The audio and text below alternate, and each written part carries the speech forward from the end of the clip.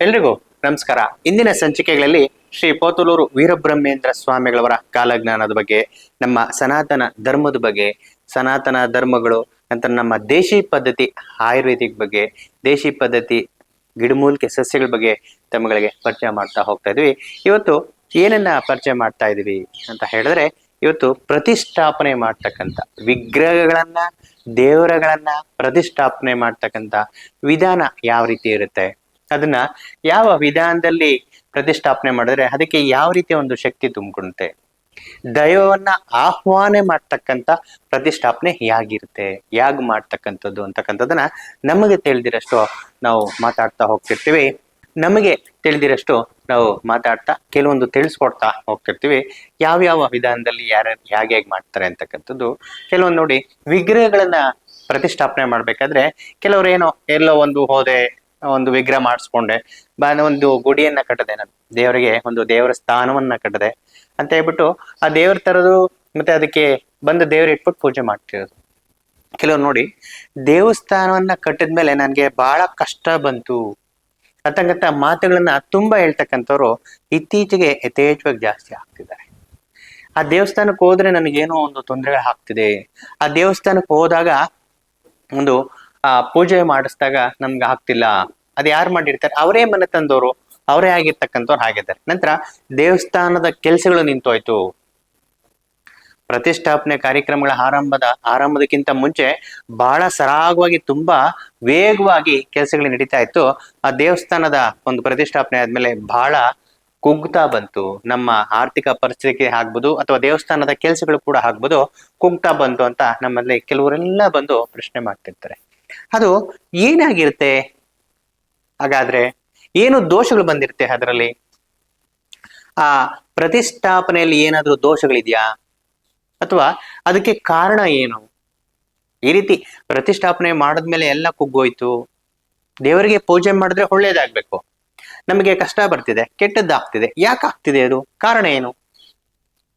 ದೇವರು ಅಂದ ಮೇಲೆ ನಮಗೆ ಒಳ್ಳೇದ್ ಮಾಡೋನು ದೇವರು, ಕೆಟ್ಟದ್ ಮಾಡೋನು ಇನ್ನಿತರೆ ಗ್ರಹಗಳು ಅಂತ ನಾವ್ ಹೇಳ್ತಾನೆ ಇರ್ತೇವೆ.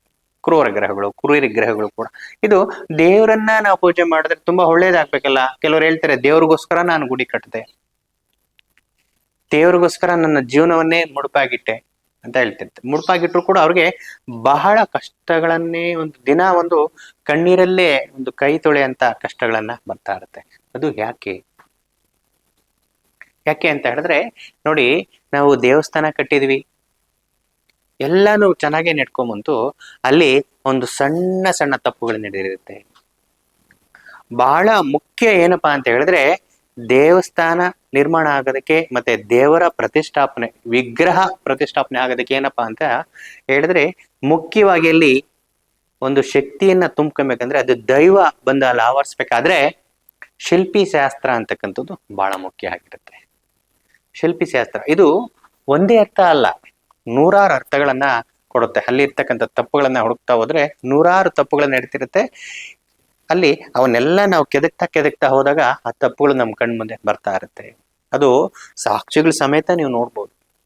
ಅದು ಹೇಗೆ ಅಂತ ಹೇಳಿದ್ರೆ, ಪ್ರತಿಷ್ಠಾಪನೆಗೆ ಶಿಲ್ಪಿ ಶಾಸ್ತ್ರ ಅಂತಕ್ಕಂಥದ್ದು, ವಿಗ್ರಹ ಮಾಡ್ತಕ್ಕಂಥವ್ರು ಯಾರಿರ್ತಾರೋ ಮಹಾನ್ ಭಾವರಾಗಿರ್ತಕ್ಕಂಥ ಶಿಲ್ಪಿಗಳು, ಆ ದೇವರನ್ನ ಕೆತ್ತನೆ ಮಾಡ್ತಕ್ಕಂಥ ಶಿಲ್ಪಿಗಳು ಯಾರಿರ್ತಾರೋ ಸಂಪೂರ್ಣವಾಗಿ ಶಿಲ್ಪಿ ಶಾಸ್ತ್ರದ ಬಗ್ಗೆ ತಿಳ್ಕೊಂಡಿರಬೇಕಾಗ್ತದೆ.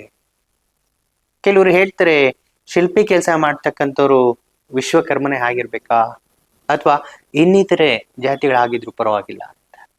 ಯಾರೇ ಆದ್ರೂ ತೊಂದರೆ ಇಲ್ಲ, ಅಥವಾ ಇನ್ನಿತರರು ಪರವಾಗಿಲ್ಲ, ಅಥವಾ ವಿಶ್ವಕರ್ಮನ ಆದ್ರೂ ಪರವಾಗಿಲ್ಲ, ಇನ್ನಿತರರು ಯಾರಾದ್ರೂ ಪರವಾಗಿಲ್ಲ, ಅವರು ಸಂಪೂರ್ಣವಾಗಿ ಶಿಲ್ಪಿ ಶಾಸ್ತ್ರವನ್ನ ಅಧ್ಯಯನ ಮಾಡಿರ್ತಕ್ಕಂಥವ್ರು ಆಗಿರ್ಬೇಕು. ಶಿಲ್ಪಿ ಶಾಸ್ತ್ರದಲ್ಲಿ ನೋಡಿ ಏನಿರುತ್ತೆ ಅಂತ ಹೇಳಿದ್ರೆ, ಕೆಲವೊಂದು ವಿಗ್ರಹಗಳನ್ನ ಯಾವ ರೀತಿ ಮಾಡ್ಬೇಕು, ಅದಕ್ಕೆ ಅಂತಕ್ಕಂಥದ್ದು ಒಂದು ಅಳತೆಗಳನ್ನ ನಾವು ನಮ್ಮ ಶಿಲ್ಪಿ ಶಾಸ್ತ್ರದಲ್ಲಿ ಹೊಂದಿಕೊಂಡಿದ್ದಾರೆ. ಆ ಅಳತೆಗಳ ಪ್ರಕಾರನೇ ಮಾಡ್ಬೇಕಾಗತ್ತೆ. ಕೆಲವ್ರು ನೋಡಿ, ಯಾವುದೋ ಒಂದು ದೇವತೆನ ಮಾಡಿ ಅದಕ್ಕೆ ನಾನು ರುಂಡಮಾಲಿನಿ ಹಾಕ್ತೀನಿ ಅಂತ ಹೇಳ್ತಾರೆ. ಸೌಮ್ಯ ಸ್ವರೂಪಕ್ಕೆ ರುಂಡಮಾಲಿನಿ ಹಾಕುವಂತ ಅಂತ ಹೇಳ್ತಕ್ಕಂಥದ್ದು, ಅಥವಾ ಆಯುಧಗಳನ್ನ ಬದಲಾವಣೆ ಮಾಡ್ತಕ್ಕಂಥದ್ದು. ಆಯುಧಗಳು, ಯಾವುದೋ ಒಂದು ಆಯುಧವನ್ನ ಕೊಡ್ತಕ್ಕಂಥದ್ದು. ಶಿವನ್ಗೋಗಿ ಯಾವುದೋ ಒಂದು, ಈ ನಮ್ಮ ಈ ಕಲಿಯುಗದಲ್ಲಿ ಏನಾಗಿದೆ ಅಂತ ಹೇಳಿದ್ರೆ, ಗಣಪತಿಗೆ ಮಾಡ್ತಿದ್ದಾರೆ ನೋಡಿ ಇತ್ತೀಚೆಗೆ, ಗಣಪತಿಗೆ ಯಾವುದೋ ಒಂದು AK-47 ಗನ್ ಕೊಟ್ಟು ನಿಲ್ಸ್ಬಿಟ್ಟಿರ್ತಾರೆ.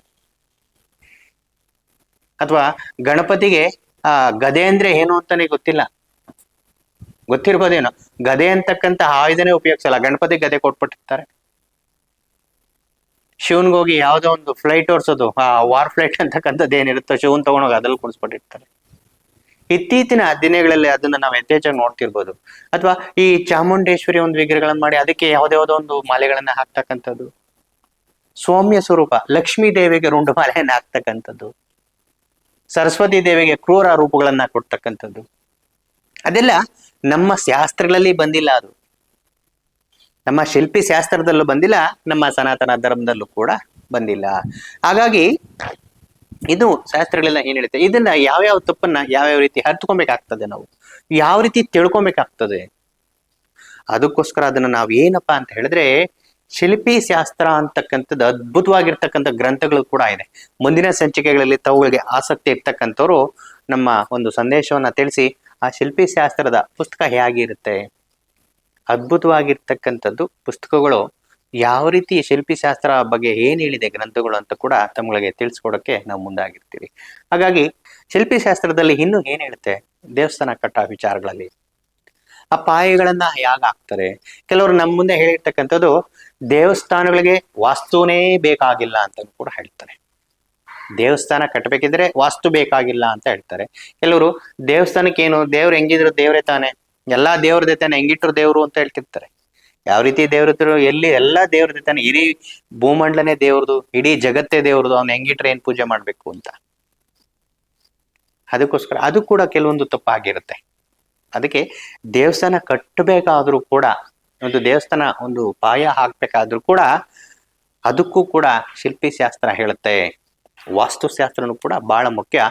ದೇವಸ್ಥಾನದ ವಾಸ್ತುಗಳೇ ಬೇರೆ ಬರುತ್ತೆ, ಮನೆ ಕಟ್ಟತಕ್ಕಂಥ ವಾಸ್ತುಗಳೇ ಬಹಳ ಒಂದು, ಅದಕ್ಕೆ ಇದಕ್ಕೆ ಅಜಗಜಾಂತರ ವ್ಯತ್ಯಾಸ ಅಂತ ಹೇಳೋದಕ್ಕೆ ನಾವು ಇಷ್ಟಪಡ್ತೇವೆ. ಹಾಗಾಗಿ ಇನ್ನು ಒಂದನ್ನ ತಿಳ್ಕೊಂಡ್ರೆ, ಇವತ್ತು ನಾವು ವಿಗ್ರಹ ಮಾಡೋದಕ್ಕೆ ಯಾವ ರೀತಿ ಶಿಲ್ಪಿ ಶಾಸ್ತ್ರದನ್ನ ನಾವು ಅದನ್ನ ಅಭ್ಯಾಸ ಮಾಡ್ಕೊಳ್ತಕ್ಕಂಥದ್ದು, ಅದ್ರ ಬಗ್ಗೆ ತಿಳಿದಿರತಕ್ಕಂಥವ್ರನ್ನ ನಾವು ಶಿಲ್ಪಿ ಶಾಸ್ತ್ರ, ಆ ಕಲ್ಲುಗಳೆಲ್ಲ ಹೇಗಿರ್ಬೇಕು, ವಿಗ್ರಹ ಮಾಡ್ತಕ್ಕಂಥ ಕಲ್ಲು ಯಾವ್ದಾಗಿರ್ಬೇಕು, ಅದೆಲ್ಲ ಸಾಧಾರಣವಾಗಿ ತಮ್ಗಳಿಗೆಲ್ಲ ಗೊತ್ತಿರ್ತಕ್ಕಂಥದ್ದು, ಇತ್ತೀಚೆಗೆ ಆಗಿರುತ್ತೆ. ಆ ಕಲ್ಲು ಯಾವ್ದಾಗಿರ್ಬೇಕಪ್ಪ ಅಂತ ಹೇಳಿದ್ರೆ, ಒಂದೊಂದು ದೇವತೆಗಳಿಗೆ, ಒಂದೊಂದು ದೇವರಿಗೆ ಒಂದೊಂದು ಕಲ್ಲನ್ನ ಉಪಯೋಗಿಸಿ ಮಾಡ್ತಕ್ಕಂಥದ್ದು ಪೂರ್ವಜರು ಆಗ ಬಹಳ ಮುಖ್ಯವಾಗಿ ಇದನ್ನ ತನಿಖೆಗಳನ್ನ ಮಾಡಿ ಕಲ್ಲುಗಳನ್ನ ಪರೀಕ್ಷೆ ಮಾಡಿ ಮಾಡ್ತಾ ಇದ್ರು. ಇವತ್ತು ಏನಾಗಿದೆ ಅಂತ ಹೇಳಿದ್ರೆ, ಯಾವುದೋ ಈ ಏನೋ ಒಂದು ಸಿಕ್ಬಿಡುತ್ತೆ ಅಲ್ಲೋ, ಅದನ್ನೇ ತಂದು ದೇವ್ರು ಅಂತ ಇಟ್ಟು ಪೂಜೆ ಮಾಡಿ ಜನಗಳಿಗೆ ಮೋಡಿ ಮಾಡ್ತಕ್ಕಂಥ ಜನಗಳು ಕೂಡ ಹೆಚ್ಚಾಗಿದ್ದಾರೆ.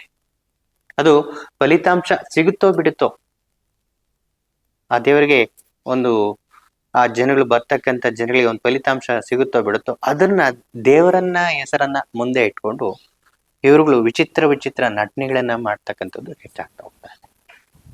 ಹಾಗಾಗಿ ಇವೆಲ್ಲ ಏನು, ಯಾಕೆ ಈ ತರ ಆಗ್ತಿದೆ ಅಂತ ಹೇಳಿದ್ರೆ, ನಾವುಗಳು ಮೂಢನಂಬಿಕೆಗಳಿಗೆ ಹೆಚ್ಚಾಗಿ ಒಳಗಾಗ್ತೀವಿ, ತಿಳ್ಕೊಂತಿಲ್ಲ, ತಿಳ್ಕೊಬೇಕಾಗ್ತದೆ.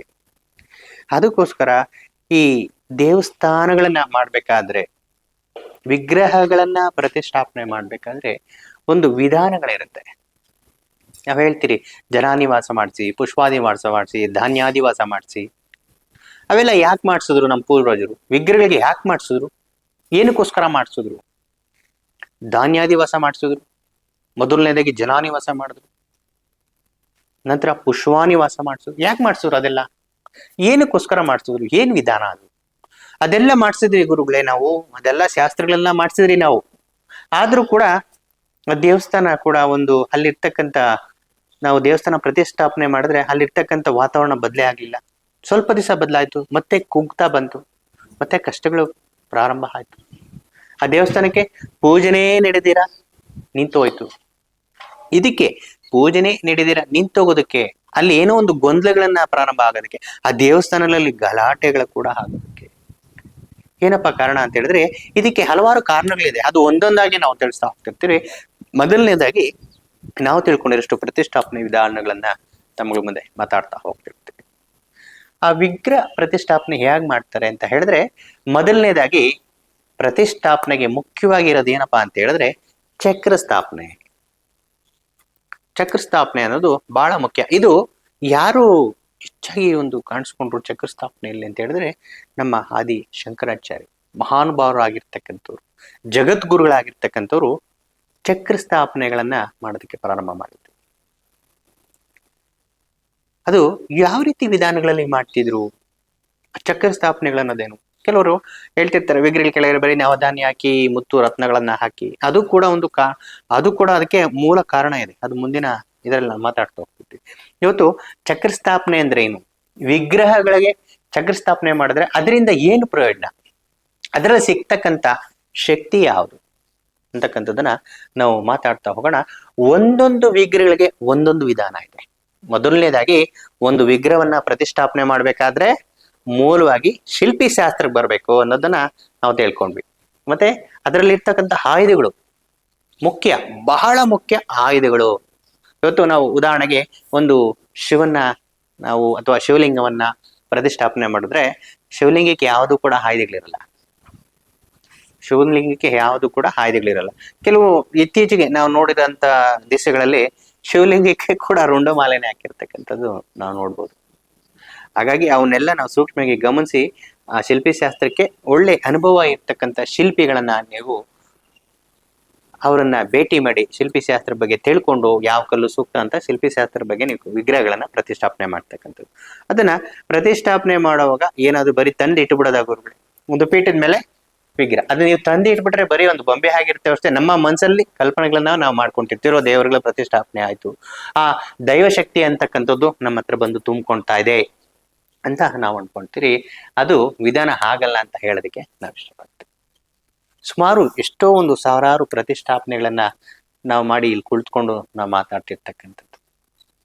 ಅದು ನೋಡಿ ಯಾವ ರೀತಿ ಮಾಡ್ತಾರೆ ಪ್ರತಿಷ್ಠಾಪನೆ ವಿಧಾನಗಳು ಅಂತ ಹೇಳಿದ್ರೆ, ಮುಖ್ಯವಾಗಿ ದೇವರ ಪೀಠದ ಕೆಳಗಡೆ, ನಾವು ಪಾಣಿಪೀಠ ಅಂತ ಹೇಳ್ತೀವಿ, ದೇವರುಗಳ ಪಾಣಿಪೀಠ ಅಂತ ಹೇಳ್ತೀವಿ, ಆ ಪಾಣಿಪೀಠದ ಕೆಳಗಡೆ ಚಕ್ರ ಸ್ಥಾಪನೆಗಳು ಅನ್ನೋದು ಬಹಳ ಮುಖ್ಯ.